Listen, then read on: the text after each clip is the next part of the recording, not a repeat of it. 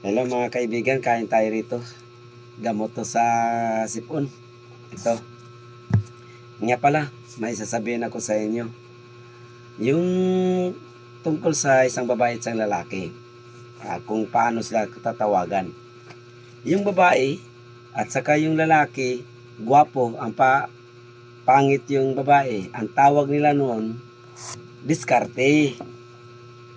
Pero kung halimbawa na ang babae, maganda tapos pangit ang lalaki, ay tawag yung gilumay na yun.